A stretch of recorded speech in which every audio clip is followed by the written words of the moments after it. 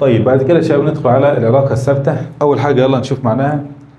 معناها إن أي كمية موجودة على محور السينات لو زادت أو قلت لا تتأثر الكمية الموجودة على الصادات. يبقى دلوقتي أهو هنقول معناها مهما زادت أو قلت الكمية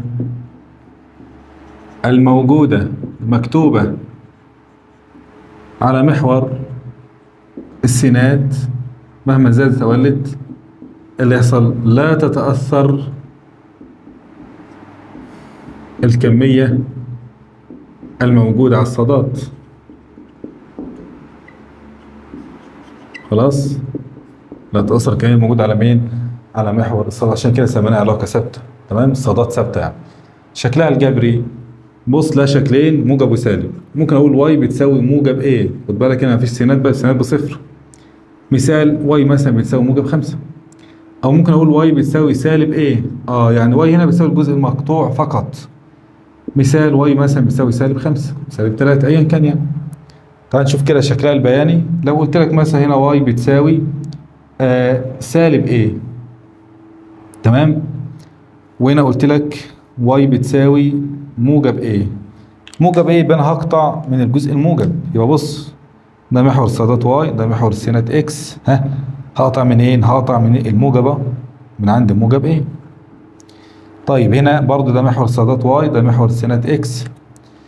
هنا هقطع من ايه؟ من عند السالب. يبقى انا همد بقى محور السالب صادات وهقطع من عند سالب ايه. ممكن بقى يبقى سالب 4 سالب 5 زي ما تكون يعني. تمام يا شباب، يبقى ده الشكل البياني بتاعها، يا ده يا ده. طيب تعالى كده نشوف امثله من القوانين اللي احنا درسناها. مثلا السرعه المنتظمه. السرعه المنتظمه دي معروف ان هي ثابته بمرور الزمن. هنا السرعه وهنا الزمن. السرعه طبعا تقاس بالمتر على الثانيه، وهنا الزمن يقاس بالثانيه. علاقه ثابته اهو، خط مستقيم موازي لمحور السينات. هي دي، ده التمثيل بتاع خط مستقيم موازي لمحور السينات عند 10 مثلا، عند 15 زي ما تكون. هنا معناه ان السرعه كده ثابته عند 10 متر على الثانيه. ماشي حضرتك، مهما زاد الزمن السرعه كام؟ ثابته عند 10 متر على الثانيه. طيب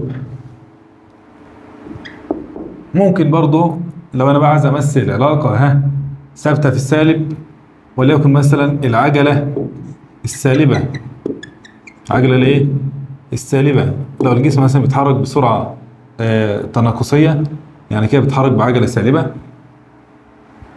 تمام، ادي العجله وهنا محور الزمن بالثانيه بس.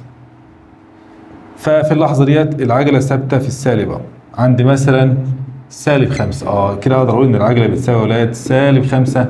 تمام كده. الموضوع هنا ايه؟ بسيط برضو يعني، مفيش فيه مشاكل. طيب بالنسبه للميل بقى، ميل العلاقه الثابته قال لك دايما بيساوي صفر، بلاش ميل اصلا. شوف الخط موازي لمحور السينات يبقى ميله صفر، او الزاويه اللي بين الخط والاتجاه الموجب لمحور السينات، يعني اتجاه الموجب لمحور السينات كده والخط كده، الاثنين موازيين لبعض يبقى الزاويه بينهم صفر، وتاني صفر بصفر. يبقى نقدر نقول كده ميل العلاقه الثابته دايما ايه؟ دايما بيساوي صفر. السلوب بيساوي دايما زيرو. ماشي حضرات؟ طيب ماشي. بعد كده تعال نشوف المقارنة بين علاقتين ثابتين. ادي يا سيدي A و B الاثنين ثابتين في الموجب، بس خد بالك ال A اكبر من ال B. يبقى الصادات بتاعت ال A اكبر من الصادات من ال Y للخط B. لكن السينات طبعا الاثنين ثابتين في السينات. طب هنا علاقة بين سرعة وزمن، يا ترى سرعة مين أكبر؟ ال A طبعا. يبقى أنا أقدر أقول سرعة ال A أكبر من مين؟ من سرعة ال B يا شباب. تمام كده؟ يلا بفضل الله كده فاضل لنا آخر حاجة في الكورس وهي العلاقة التربيعية. يلا بينا.